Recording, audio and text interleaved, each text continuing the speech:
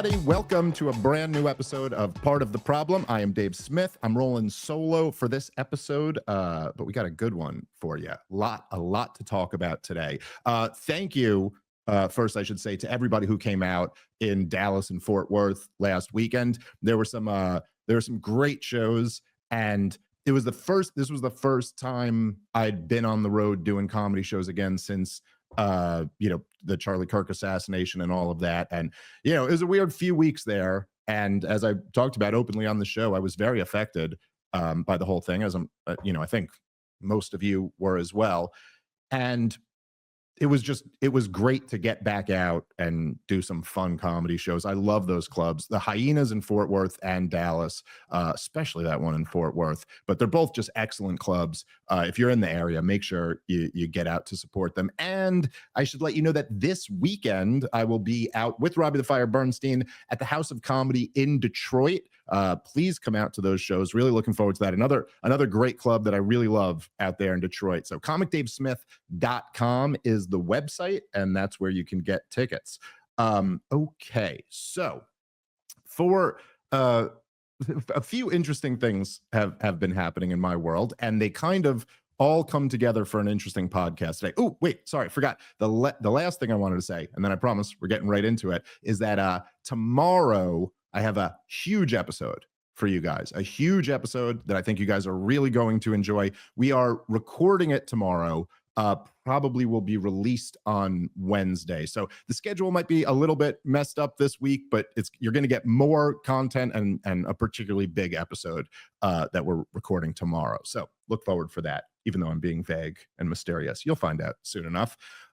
Okay, so there's a few things are going on that are all very interrelated, at least in my mind. And so I thought it kind of made for some good things to talk about for today's show. So first of all, tomorrow, of course, is October 7th. It's the 3-year anniversary of the horrible terrorist attack in Israel. And in many ways, the 3-year anniversary, or maybe 3 years minus a day anniversary of the beginning of the destruction of Gaza. So that's kind of in the background. This catastrophe is turning 3 years old. Well, I mean, you could argue the catastrophe is a lot older than that, but this iteration of it, at least, is turning 3 years old tomorrow. And there was a very, very interesting turn of events over the weekend in terms of this peace plan, which I guess we don't exactly have a peace plan yet, or a ceasefire or anything like that. But there was a very interesting turn of events that I must admit surprised me a bit. And so we could kind of get into that. Now, at the same time, the podcast that I did with Coleman Hughes came out over the weekend as well. And that's received an interesting response. And they all kind of are very interrelated in a way. They're kind of all these different things on the same topic. And so I thought I would talk about this for a little bit. Now, the reaction to the Coleman Hughes podcast has been rather amusing for me. There is essentially, and I don't mean to suggest any coordination. I mean, who knows? But I don't think it's even necessary for this. But essentially, every Zionist cheerleader has been jumping on the bandwagon of, here we go, Coleman, finally someone eviscerates Dave Smith. I shared the podcast when it first came out. I also promoted it on this podcast. I'm quite happy for any of you guys to go watch it. I think if you do, you will find that their characterization of it is not entirely accurate. But you know what? Coleman treated me with nothing but respect on the podcast. And as you guys know, my rule of thumb is if you treat me with respect, I treat you with respect too. So I have nothing negative to say about the guy. He interviewed me. He gave me a tough interview. He's a very smart guy. He gave a lot of pushback. Ultimately, I found his case to be not compelling, but you make up your own mind. What's more important than that is kind of who's right and who's wrong. But what's interesting to me has been the response. So one of the things I noticed is that almost all of the Zionist cheerleaders, the big Israeli defenders who have been saying I got eviscerated in this thing, also said I got eviscerated by Douglas Murray and Dennis Prager and all these other ones. It's just that overwhelmingly people who watch it do not get that impression. That's, what happened when I debated Douglas Murray was that the numbers on it were just so huge.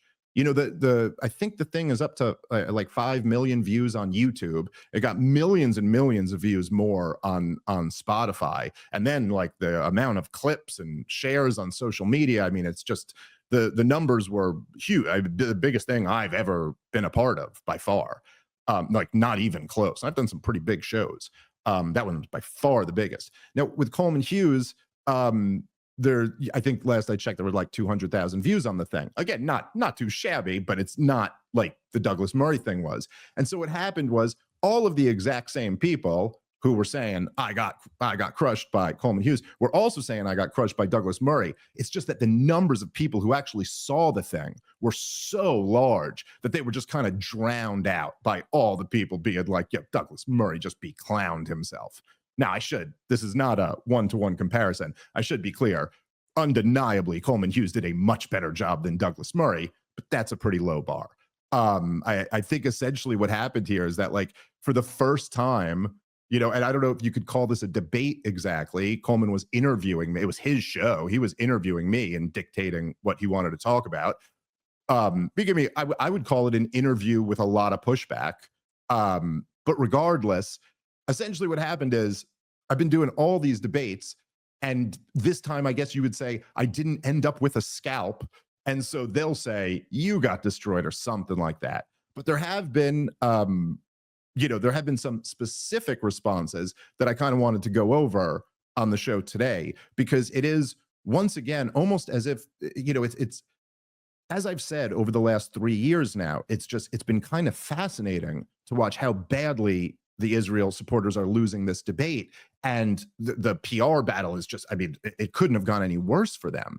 And part of it is that they just can't, like they're all so excited to talk about these topics. And as you're going to see in the show today, it's like, okay, guys, let's talk about these topics and see if you think this is really the winning position for you. But we'll get into that. But I also just think, as I had been seeing this reaction, that the story that unfolded this weekend really goes to the heart of exactly why it's just kind of impossible for these guys to convince people that they're not seeing what they're seeing in front of their eyes. It has almost reached the levels, nothing is quite there, but it has almost reached the levels of the everything's fine with Joe Biden propaganda, where you could just you can watch Joe Biden shitting his pants and then listen to, CNN telling you that behind closed doors, he's sharp as a tack. And it's just you just can't deny to people what they see. And so look, there's basically two reasons that support for Israel has been evaporating, particularly amongst young people who don't consume the controlled corporate media and are therefore exposed to more points of view of people pointing out the obvious corruption. But the two main reasons why Israel has had such a disastrous PR campaign is, first and foremost, just that what they're doing to the Palestinians is so clearly horrible and inexcusable and indefensible. That's like the first and foremost thing. And number two, right behind that, is that the relationship between Israel and the United States of America is so unique and so incredibly and obviously against America's interest, and that it is like it almost requires secrecy in order for it to continue, because once it's out in the light, you just kind of can't deny. This is so bizarre. I mean, the relationship between the United States and Israel is truly unlike any other relationship between two states, and it's unlike like Israel isn't just, say, a close ally of the United States of America. It is our closest by far. They receive more foreign aid than any other country. They've gotten, over the years, I think it's in the hundreds of billions of dollars in direct foreign aid. They have less restrictions on that foreign aid than almost anybody else. Like there's requirements of how much of the money must be spent on with, like you have to buy US made weapons with that money. The military industrial complex has to get its hands on it. And Israel has a lower requirement for that. They're allowed to invest more in their own defense. They don't have to be as accountable with the money. And therefore it's, money is very fungible. It's easy for their money to the money we give them to fund things that are against U.S. interests and that the American government even does not support, like continued settlement building in the West Bank, something that almost every U.S. president has opposed. They just keep doing it and they keep getting the money. Also, we give them a ton of intelligence support, logistical support. We defend the country whenever it's attacked. When people shoot missiles at them, we're the ones there to defend and protect them. We also bribe off the surrounding Arab countries to be friends with Israel. We also give Egypt a ton of foreign aid and Jordan a ton of foreign aid, and we prop up the Saudis. There's just so much that we do, including vetoing every resolution. I think it's 40 or 50 different UN resolutions that the US has vetoed that were condemning Israeli treatment of the Palestinians or Israeli violation of international law or something. There simply is no other country that we do this for. It's undeniable. All right, guys, let's take a moment and thank our sponsor for today's show, which is The Wellness Company. Listen up, people. It is flu season, which means it's also flu shot season. After everything we've been through over the past 5 years, the number of people getting flu shots is at a record low. Not to mention the fact that according to the CDC's own data, the flu shot is moderately effective at best. And that's not even accounting for vaccine injuries. There's a much better way to stay healthy. Grab a contagion emergency kit from The Wellness Company. If you wake up with a sore throat or a runny nose, address your symptoms immediately with a doctor-prescribed kit containing ivermectin, hydroxychloroquine, generic Tamiflu, generic Z-Pak, and much more. It's like having an urgent care right in your own home. Check them out at twc.health/problem today and use promo code PROBLEM to save $32. Get it now before cold and flu season kicks into high gear. That's twc.health/problem and then promo code PROBLEM for $32 off. Kits available for US residents only. All right, let's get back into the show. Like, this is just objective. You cannot list me another country that we do all of those things for. And then, of course, there are, let's just say, the dynamics of, wars that were lobbied into, and then, people who, I mean, essentially, and this is true in both major political parties. I mean, you may get the occasional congresswoman or congressman who's a little critical of Israel. And like, when I say that, like, maybe there's 5 total, but it's not a coincidence that in order to win the presidency, in order to become the Secretary of State or the Secretary of Defense or the National Security Advisor or the Director of National Intelligence or all of those things, every last one of them always has to at least vocally support Israel.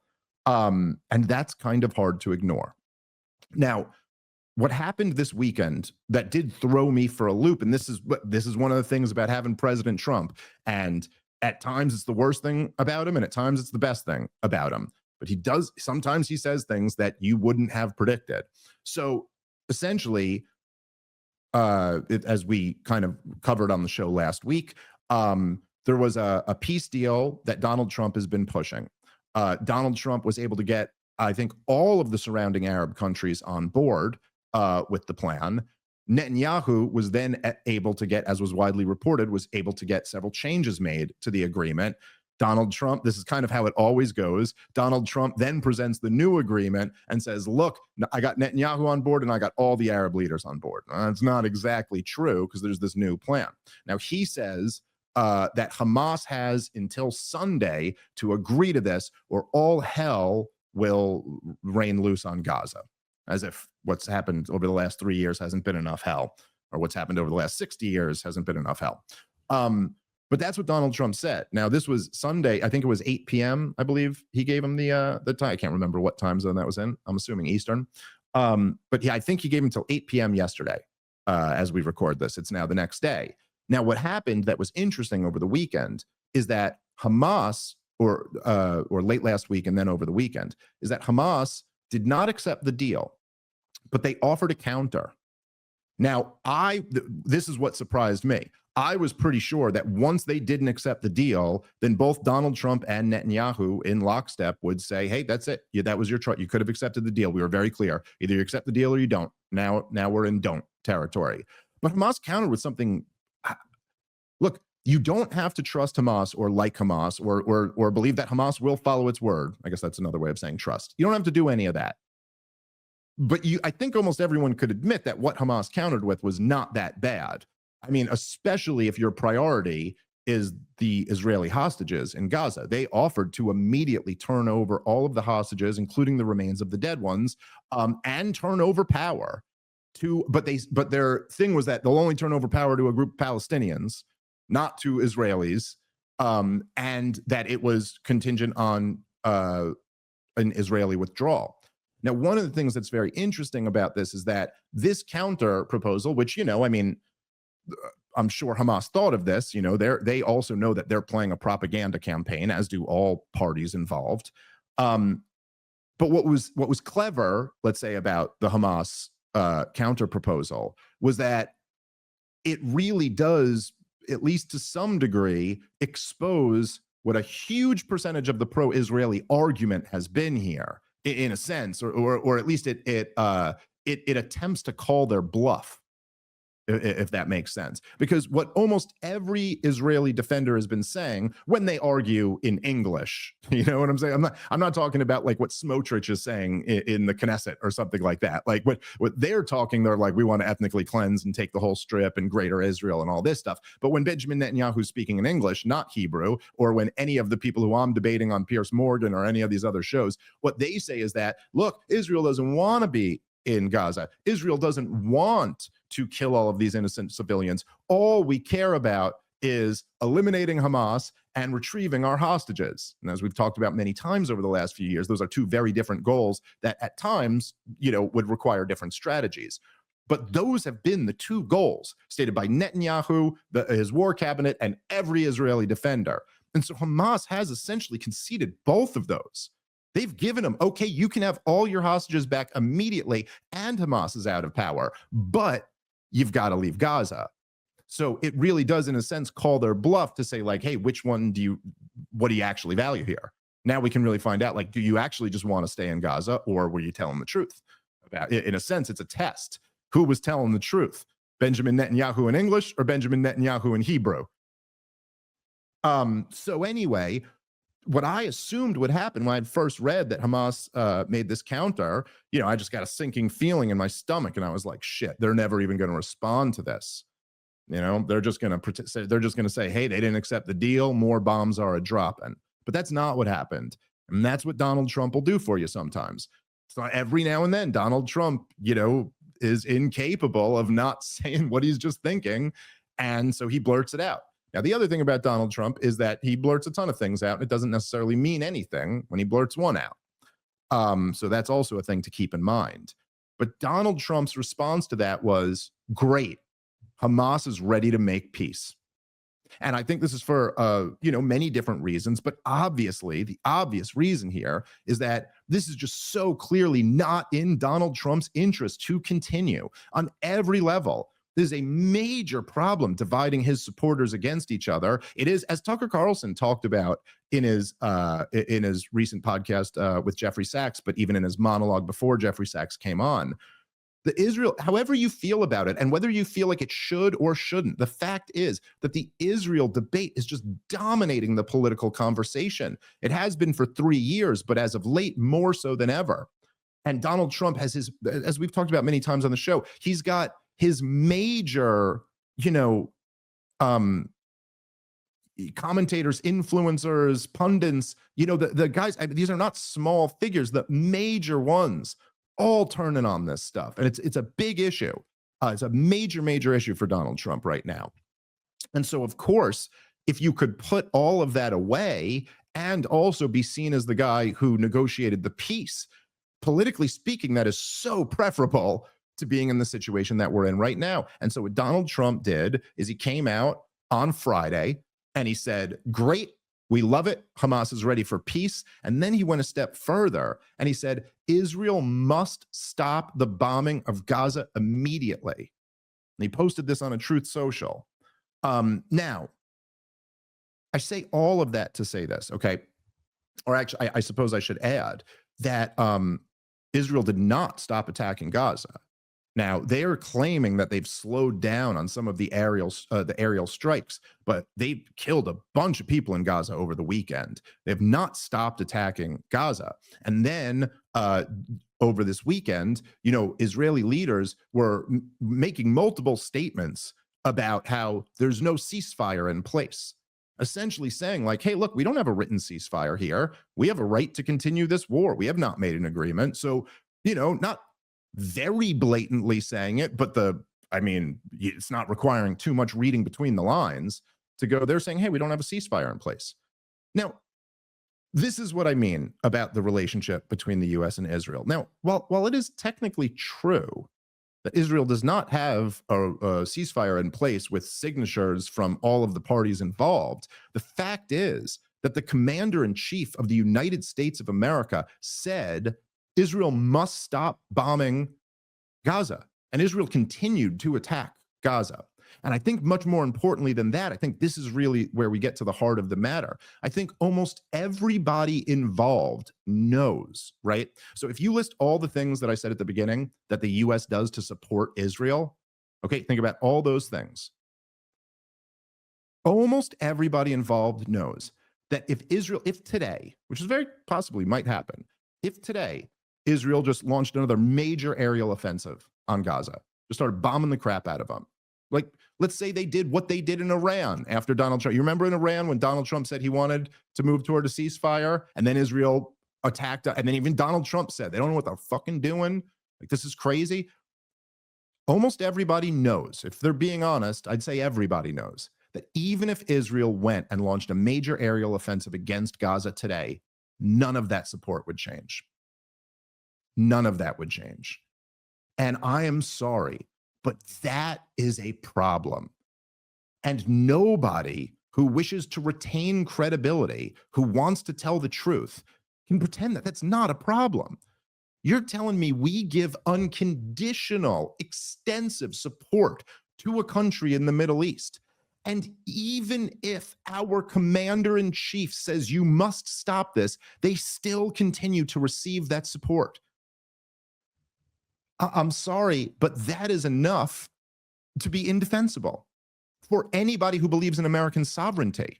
Like, it doesn't matter if you're liberal or conservative, left or right, libertarian or authoritarian. If you believe in the United States of America as a sovereign country, then it is crazy that you would say our duly elected commander-in-chief, like, he is in charge of this executive branch of the government, which props up this other country, and yet, no matter what the will of our elected government is, they will continue to support them no matter what they do, even if they do things that are directly against US interests.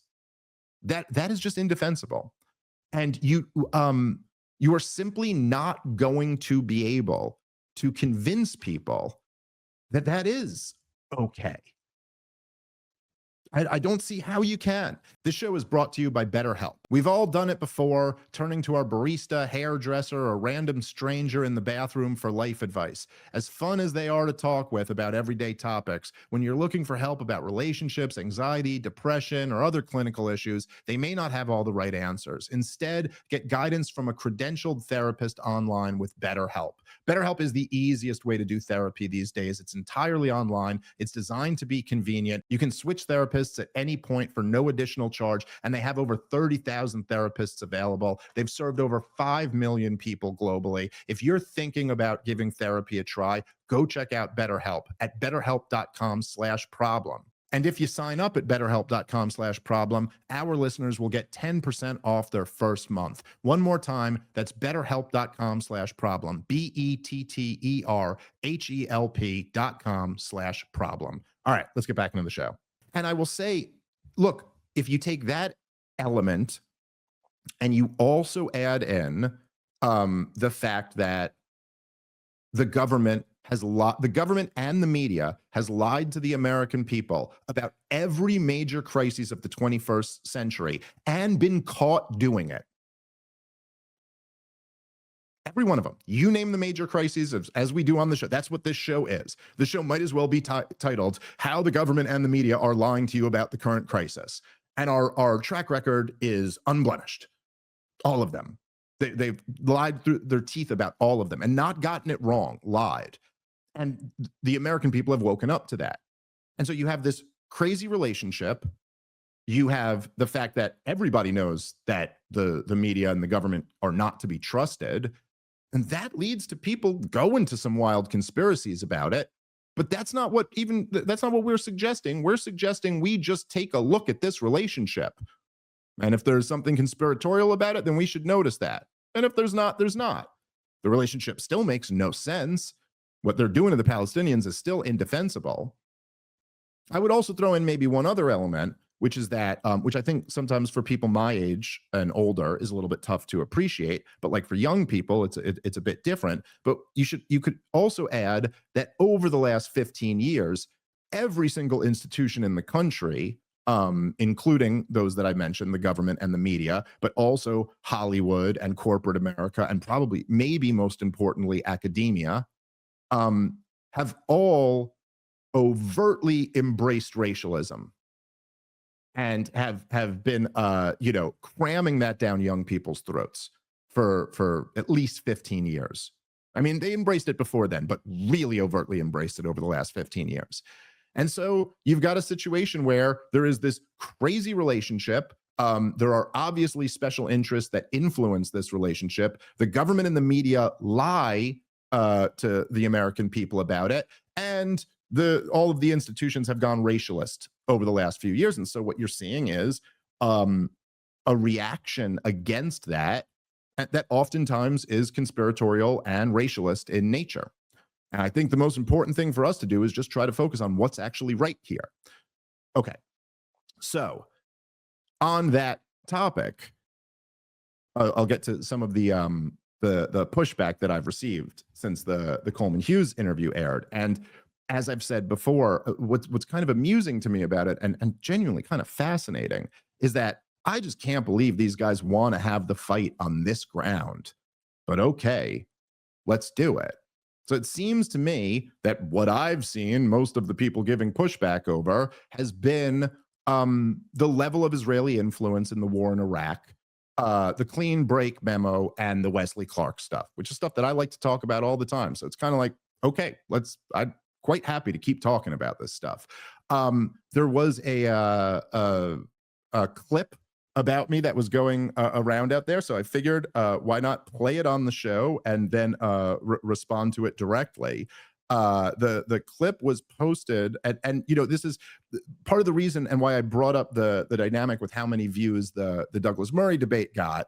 And I was just making the point that people who were trying to spin it one way were just outmatched because so many people had seen the thing. It was almost like everyone who pays attention to this world had already seen the thing. So what are you going to do? Tell them something they saw didn't happen? Well, in this case, this clip has gotten like at almost 900,000 views as of the time I'm playing this. And so this is kind of why I thought it was worth playing and responding to, because actually more people have seen this than seen the actual thing.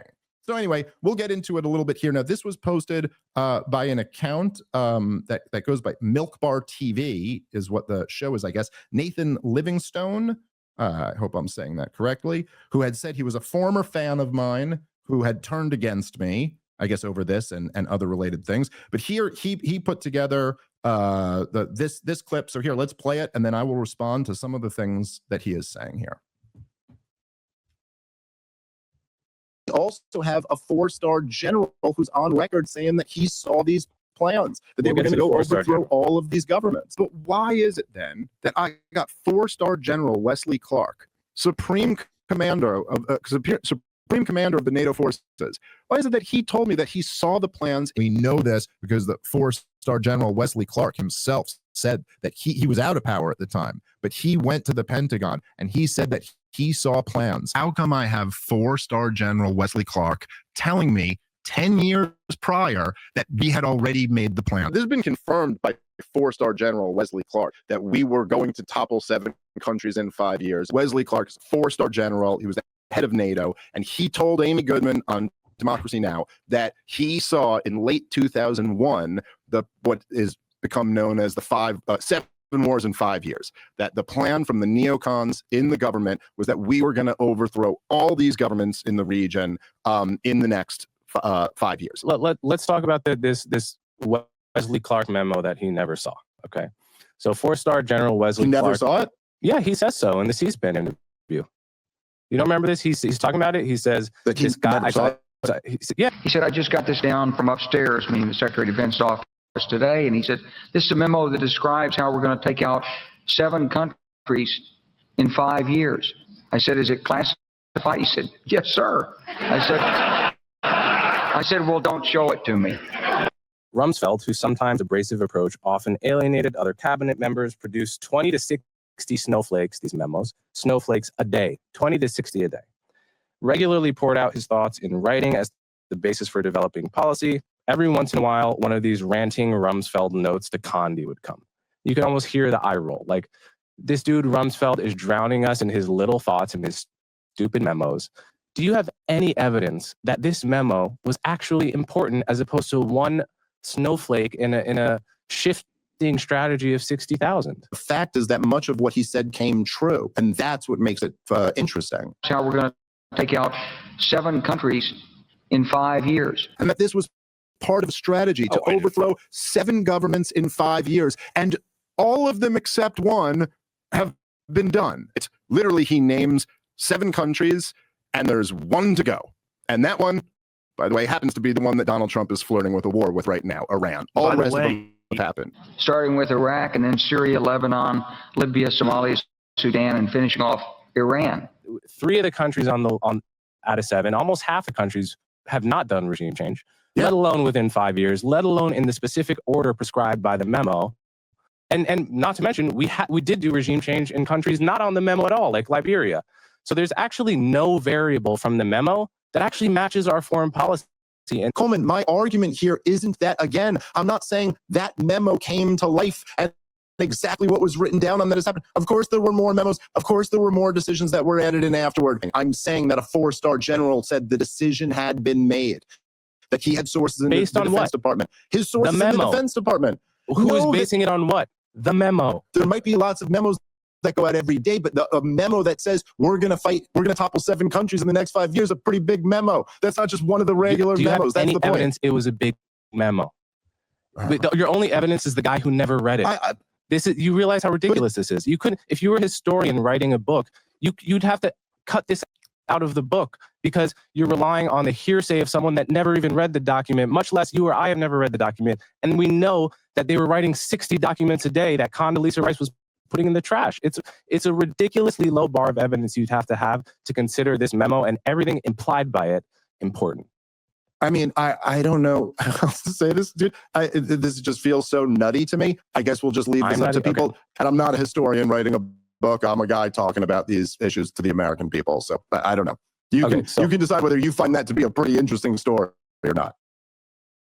All right, so there is the devastating takedown of me. I mean, look, I will say it's incredibly dishonestly edited, but if you may notice even in the thing that like everybody seems to be speaking uninterrupted, and then in my part it seems to be cutting all over the place. But I guess the big gotcha that they're saying here is, look, here's Dave talking about this thing all the time and really pointing to like, look, this means something. Here's Coleman saying it doesn't. And then at the end, they have that line of me, which again, if you watch the whole thing uninterrupted, this was after we had gone back and forth like 7 times. And I'm just getting like frustrated with it that I went, well, I'm not a historian and blah, blah, blah. This is, I'm a guy talking and I think I'm making a good point. Now, look, if you want to be very pedantic or nitpicky, which is, I think, what you really need to rely on to even make this argument. Yeah, that was a bad line. I shouldn't have said that. But, you know, in a 3.5-hour conversation, you're going to have one thing that's like, I probably should. The point I probably should have responded with is like, yes, absolutely, that could be included in a historian's book. It's the testimony of a 4-star general. Of course, someone could include that in there. But regardless, okay, I should have said something a little bit better in that one line.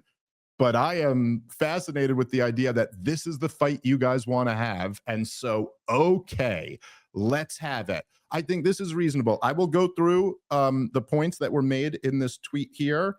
But I think, like, let's just to be completely fair here, instead of, you know, playing, because there's what you do with this editing here, right, is they only play the part of the clip where General Wesley Clark is saying, I said, wait, don't show that to me. They're playing that part. And even of the clip with Coleman, they play the part where I go, wait, he hadn't seen the memo. And then he goes, yeah, the C-SPAN interview. And then the next thing I said was, oh, the Democracy Now! Interview with Amy Goodman. Like, they cut that out, of course, because this is just the moment where I was like, wait, what are you referring to? Of course, they'll keep that in and not keep in kind of the more interesting stuff.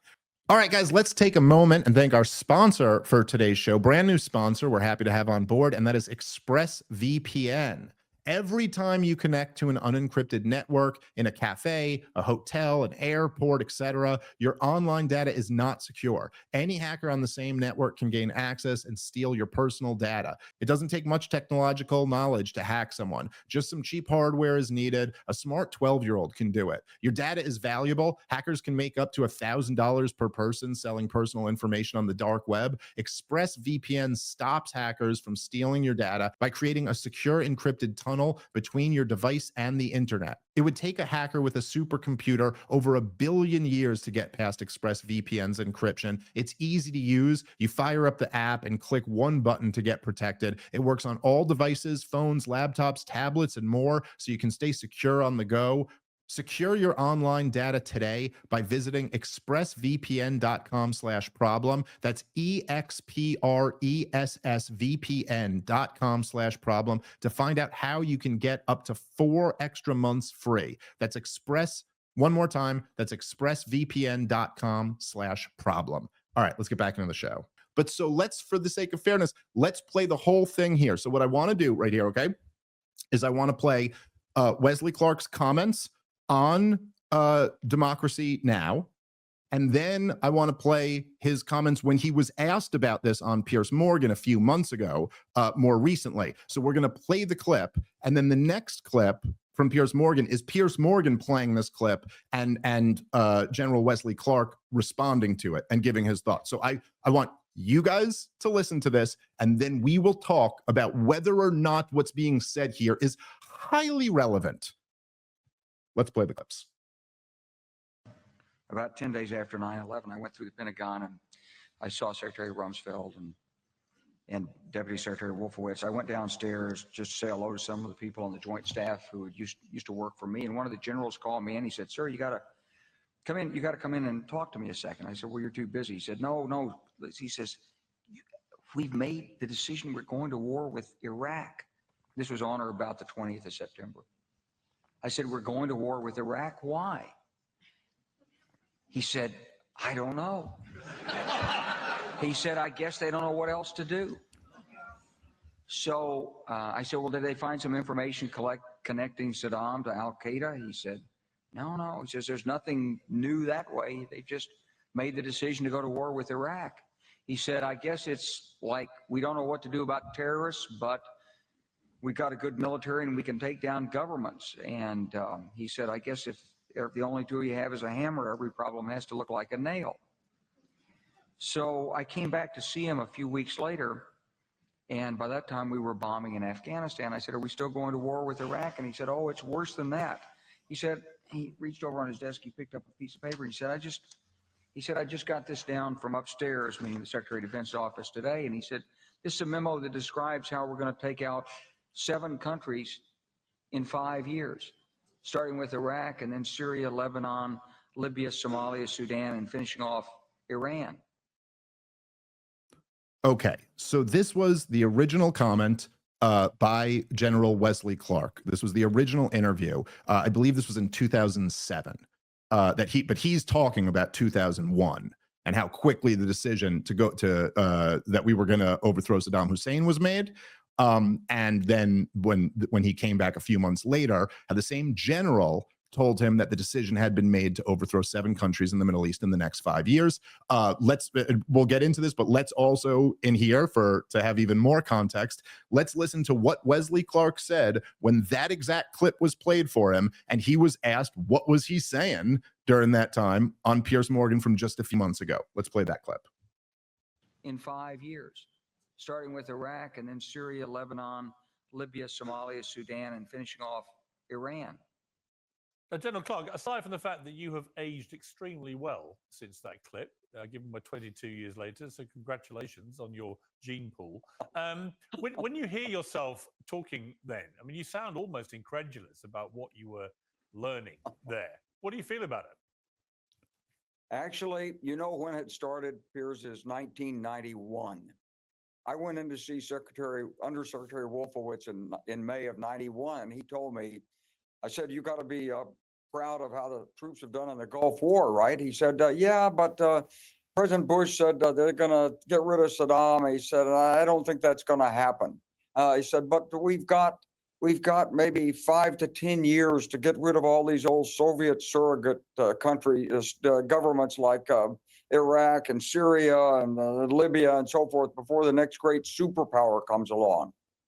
I said, 5 to 10 years, we're going to attack them. And he said, well, and then I said, who's the next superpower? Is it China? He said, well, and then he sort of faded off like it's just a Friday afternoon. I don't want to think about it anymore. But they actually put together a plan. They took it apparently to Brent Scowcroft, who was George H. Bush's national security advisor. And General Scowcroft said, let's hold on this until after the election. The election didn't work out for them. They left. I came into the Pentagon in the spring of '94. They said, what's the national security strategy? I said, I don't know, but what about the stuff that Wolfowitz was proposing? Nobody'd ever heard of it. It got resurrected in a study that was paid for by the Israelis, Richard Pearl. And that's the study that said that if you want to protect Israel and you want Israel to succeed and have peace negotiations work, then you've got to get rid of the states that are surrounding on the periphery that are preventing Yasser Arafat from making.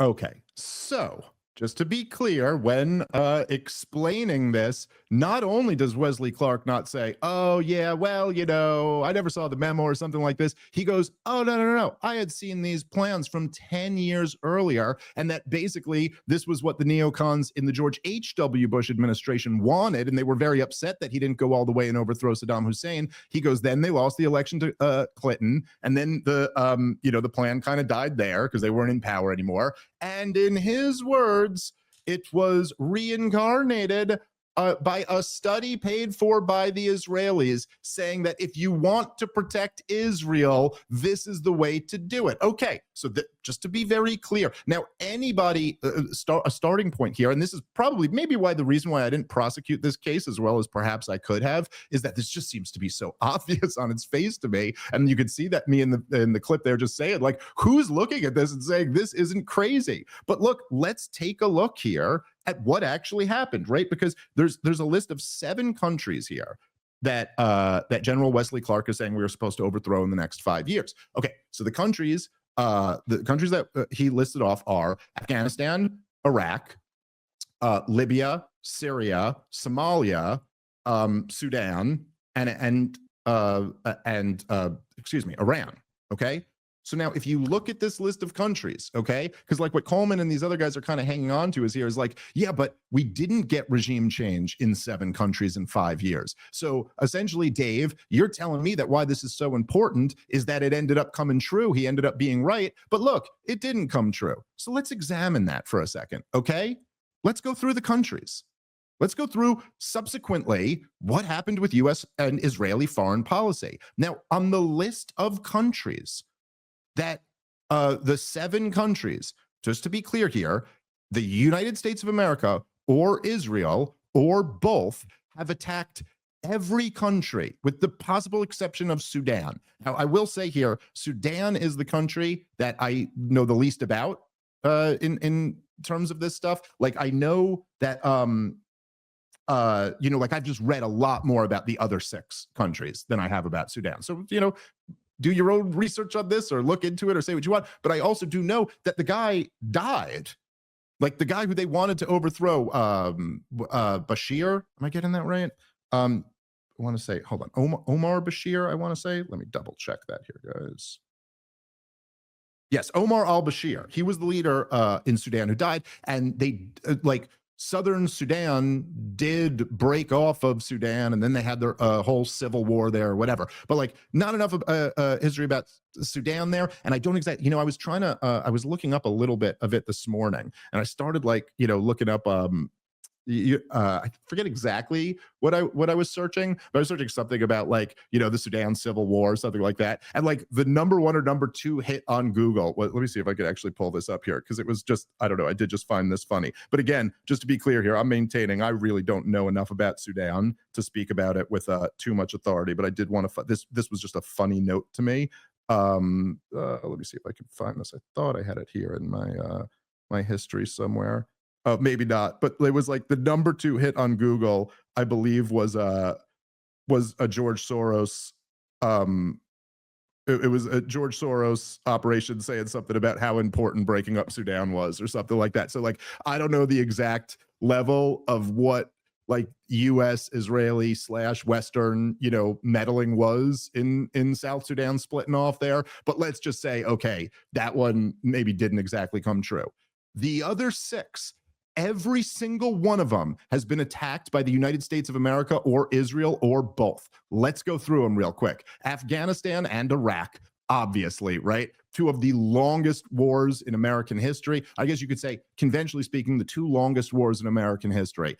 20-year regime change projects in both of those countries. Libya, overthrown by the United States of America. Syria, both Israel and the United States and Saudi Arabia and Turkey all funded a giant regime change effort there for years and years and years. Starting in 2011, started pouring billions of dollars into the country, all types of CIA forces in there, all, like an absolute civil war started by Washington, D.C., started by the CIA. I just finished reading Creative Chaos, which is the latest book published by the Libertarian Institute. Just phenomenal book, all about how the CIA started the war. And it's all about like the kind of early phases in the war. And of course, this ultimately led years later to the overthrow of Bashar al-Assad. So we got Iraq, Afghanistan, Syria, and Libya all had regime change wars there. Let's check in on Somalia. Well, of course, we just had Dave DeCamp, who was on the show a few weeks ago, breaking down how this has been. We've set the record for the most strikes in a year in Somalia this year.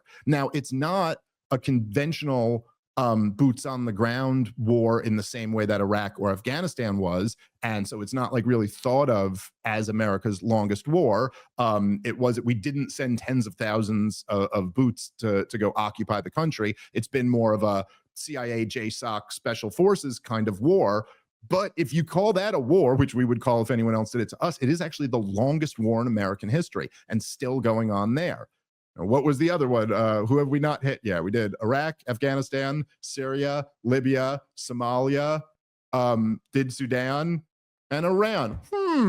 What's been going on with Iran? Well, of course, Iran has been threatened to high holy hell over, since 9/11. And of course, Israel and the United States of America did fight, albeit brief, war there over the last year. And as I've talked about many times, as I've mentioned with Coleman, Israel was bombing all types of regime targets after Trump dropped the bunker busters. And they were calling Iranian generals and threatening their families. They were clearly attempting to lure America into a regime change, which, by the way, they're not done with. In their own words, they're still saber-rattling about the next strike on Iran. And so I'm sorry, like just on the very face of it here, like, I don't know, they're trying to make it out like I'm walking away from this point or something. You have a 4-star general telling you explicitly that he had seen these plans for years, not just that there was one memo.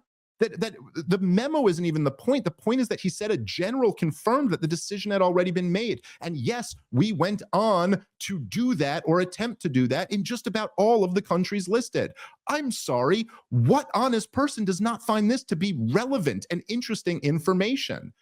Like, what is the argument here you guys are making? So let's refer here. So in the tweet sorry, let me pull that one back up.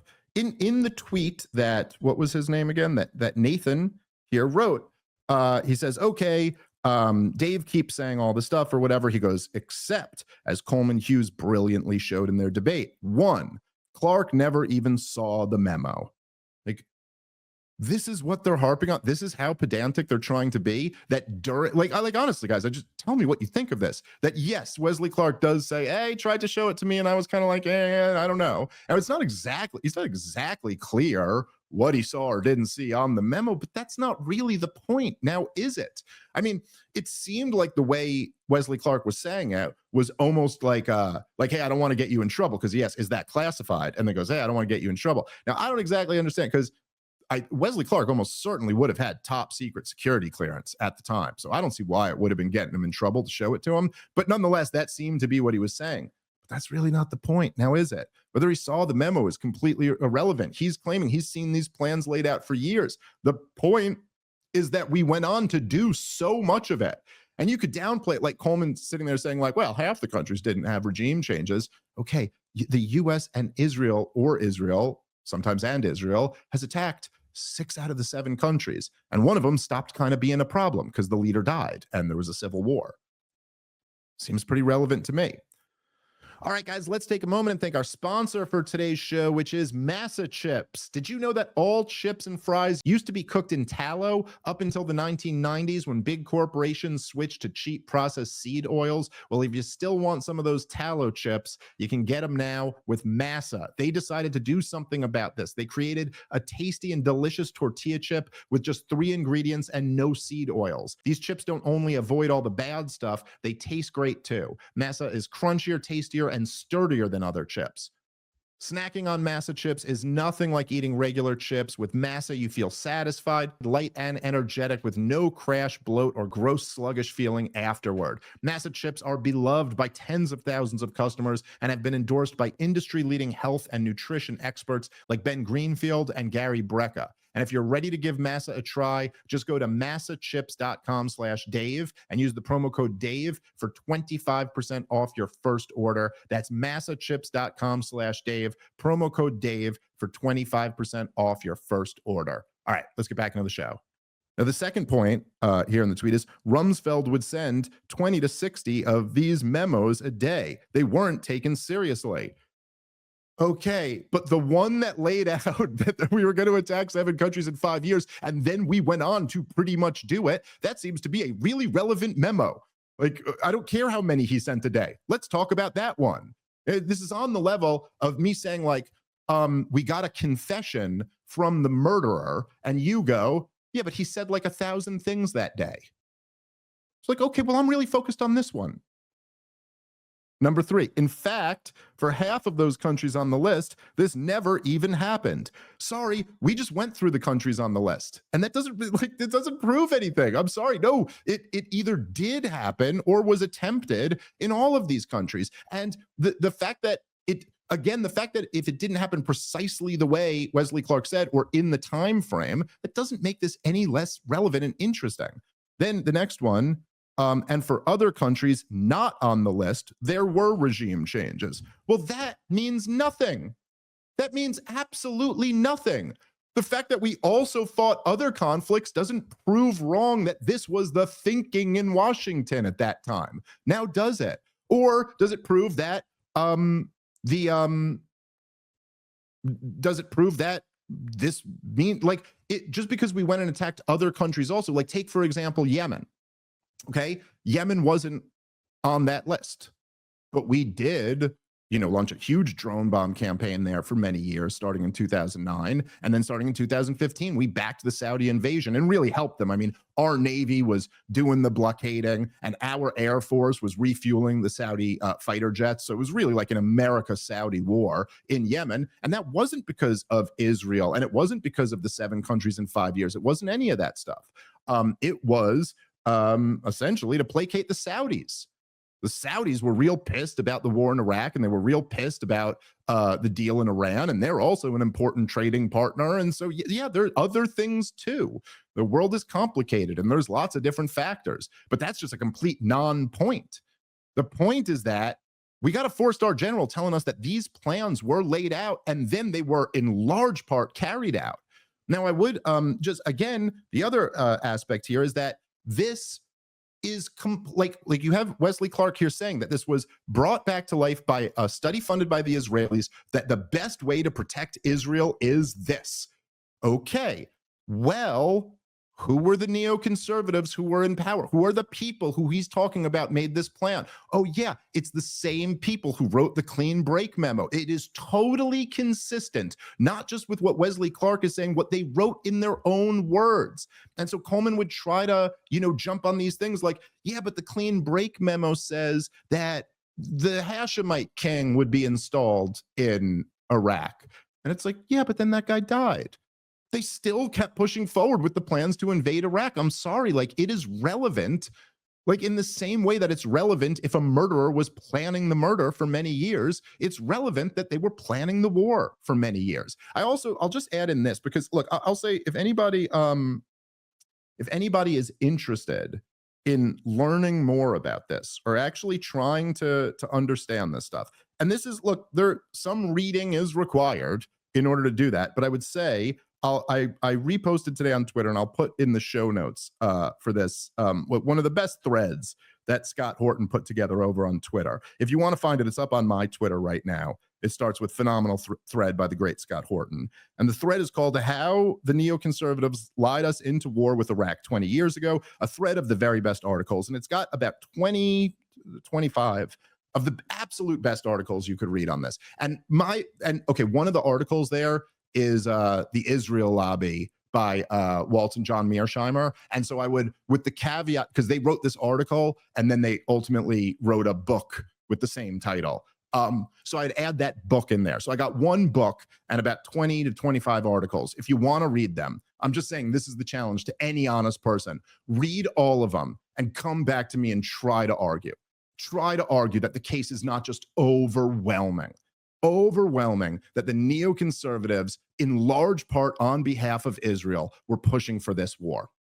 And it's just very hard to deny. Now, as far as the other thing that they seem to be harping on here is that, well, it didn't happen exactly as Wesley Clark said it would happen, right? Like it didn't happen in 5 years. But I think one of the things that you have to keep in mind here is that this was during 2001. And of course, the thinking back then was that we were, this was going to be a cakewalk. And so, okay, here's one, man, I always say his name wrong, so I just apologize in advance. But the former CIA whistleblower, Kirikou, something like that, John Kirikou, here he is. I know I'm saying that wrong. I apologize for butchering your name. Let's play that clip, Natalie, of him real quick, because it's one more guy who was there, and then everything really seems to fall into place. So one more. So George asked me to be the note taker in this meeting. George Tenet, the director of the CIA. It was Cheney, Condi Rice, Colin Powell, the chairman and vice chairman of the Joint Chiefs. George is at the head of a conference room table, and I'm sitting directly behind his right shoulder. And everybody else is on a TV screen. And then the general says, if all goes as planned, we can be in Tehran by August. George is sitting there. And then he leans forward and turns off his microphone. And he says, did he say Baghdad? Or did he say Tehran? And I said, he said Tehran. And George says, have these people lost their minds? And then he turns the microphone back on and just sits. The meeting ends. I go back to the deputy director's office. And I said, did you know we were going to invade Iran? And he goes, ooh, are they still talking about that? So there you go. So this is why, this is what is overwhelmingly seems to be the most obvious reasoning as to why they said 5 years is because this was 2001 and they still believed Iraq was going to be a cakewalk and that they would be in Tehran by the next year. That was the goal, that they were going to be able to finish this all off. Now, again, you might notice that in Wesley Clark's memo, it says 5 years and culminating in Iran. John Kiriakou is saying he saw people saying maybe next year we could be in Iran. Again, we're going toward the thinking in Washington, but that's a pretty big deal here, man. And I just see no way to get around this. Now, one of the, I think where the core of this seems to come down, like at one point during the debate, Coleman was saying, John Mearsheimer argues that it's the Israel lobby, but I'm just not buying it. I mean, look at the money that AIPAC spent. There were other lobbies that spent more than them. You're telling me you could get 7 wars for this amount of money? But of course, nobody really is making that claim, including John Mearsheimer, who he says he's unconvinced by, but it doesn't seem like he's really grappled with the arguments. I think that, look, when John Mearsheimer defines the Israel lobby, he is describing a loosely connected group of people who are advocating for pro-Israeli policies. And he makes the neoconservatives like one of the most important parts, and certainly with the war in Iraq, the most important part of the neoconservative, one of the most important parts of the Israel lobby. And look, again, maybe this is pedantic.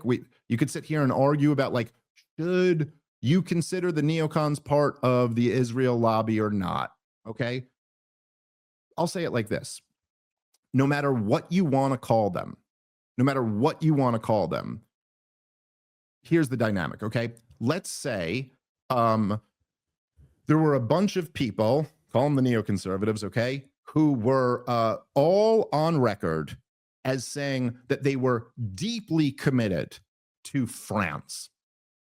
That France held a special place in their heart, and that American interests and French interests were always one, and that it was important that they have the closest relationship out of any 2 countries. And it's important that we give France billions of dollars every year. And it's important that we always veto resolutions against them at the UN, because like all of Europe hates their guts. But we got to come in there and make sure that we take care of them. And no matter how much they mistreat their neighbors, we will always defend them. Okay. And of this group of neoconservatives, let's say like the vast majority of them were of French descent themselves. And then the minority who weren't of French descent, they weren't French themselves or didn't have parents or grandparents who were from France, but they did have a fundamentalist religious view that Jesus Christ would only come and save all of their souls if we supported France in everything that they do. Okay. And then let's say that all of these people who eat the French ones themselves, who had, in their own words, I mean, they wrote memos to the Prime Minister of France telling him that we think we ought to overthrow the surrounding countries around you for your survival. And then years later, they were saying, "Oh, we want to overthrow them for other reasons." But the whole time they were openly, explicitly loyal to France, would never depart from that. And then the Prime Minister of France came over, or not at the time the Prime Minister of France, but the longest serving Prime Minister in French history came over and testified before Congress that we ought to overthrow all of these other countries in his region. And then eventually an administration staffed almost entirely with these neoconservative French supporters, they got us to go to war with France's neighbor, one of their biggest rivals, and overthrow them. Would it be reasonable to say that France had nothing to do with that war? I mean, call it the French lobby, call it the Israeli lobby, call it whatever you want to. Would you sit there in that scenario and say, oh, if you even bring up French influence, then you're an anti-Frankite. Then you're a wild conspiracy theorist. Is that even kind of reasonable? Who in the world is persuaded by this argument? Obviously, by their own admission, the neoconservatives were hugely influential in getting the war in Iraq. And obviously, they are undeniably connected to Israel on many different levels. And again, if you want to sit here and say that a 4-star general giving away the whole game doesn't mean anything, good luck with that fight. I will gladly, we can meet right there on that turf and let's debate this all out. Again, just to be clear to anybody, and I'll share this all with you. Take the challenge. 1 book and 20 articles or something like that. It's a bit of reading, but I'm sorry, reading is required in order to really understand this. But anyone get through all that and then tell me you have an actual argument for how this wasn't all up and down. And let me just tell you, some of the articles in there are so goddamn great. It's like one of the best threads you'll ever read through. And I know it might seem a little daunting if I'm throwing a book and 20 articles at you, but like just start with the first couple articles. Just start reading them because it is a fascinating bit of history. But so Listen, man, I don't really know what to say after this, but I am sorry. I've seen all these Zionist accounts go, that's it. Dave's done. It's all over. I don't think so, guys. And in fact, I'll go out on a limb and say, I welcome this to be the topic of conversation. Let's get much, much deeper into all of this. Let's go through all these articles together, shall we, guys? Let's listen to what David Wormser, the author of the Clean Break memo, who went over to the Pentagon and started pumping out all types of just ridiculous propaganda to sell the war in Iraq. Let's go through all of it. Let's look at the propaganda that was coming out of Tel Aviv. Let's listen, man. Let's look at Chalabi and what they all said about him after that he betrayed them. We got David Wormser, his partner, was on record just saying, we go, he promised us he would get in there and do good things for Israel. And then he lied. And I'm kind of admitting it, right? Kind of admitting that was a huge part of what the whole thing was. But if anybody wants to, honestly, just the Israel lobby, just that one book, if anyone wants to read that and then try to come back and say that Israel had nothing to do with the war, I'll say this, and I'll say this as the final point, and then we'll wrap up. The point was made in that tweet that hey, look, this doesn't mean anything because we also attacked other countries. Like, such a weird thing to say. It's as if you had a guy who was plotting the murder of 10 people. And then I go, look, he went and killed these people and he had been plotting this for years. And then you went, that's nothing because he also killed other people. Like, what? Okay. Yes. If there is anybody out there, look, the war in Afghanistan didn't have much to do with Israel. As I said, the war in Yemen didn't have much to do with Israel. And there's been other wars as well that didn't have that much to do with Israel. So anybody saying that everything is controlled by Israel or everything is, that's, of course, that's ridiculous, but that's not the claim we're making. But if the claim you're making is that Israel was not a huge player in the war in Iraq, let's have that fight forever. All right. That's it for today. Thank you guys so much for listening. Big show coming tomorrow. Looking forward to the response to it. Have a good one. Peace.